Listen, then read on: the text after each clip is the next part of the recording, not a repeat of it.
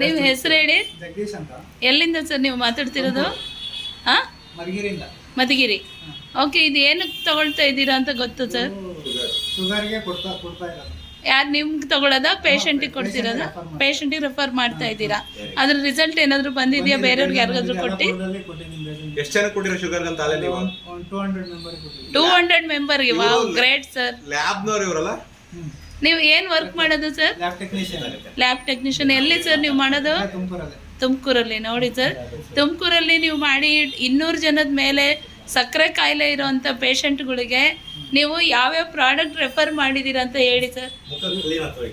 Kidney ಸ್ಟೋನಿಗೆ ಯೂರೋಸುಧಾ ಎಲ್ಲ ಕೊಟ್ಟಿದ್ದೀವಿ. ಅಲ್ಲಲ್ಲ, ಇದು ಇದು ಇದು ಹೇಳಿ.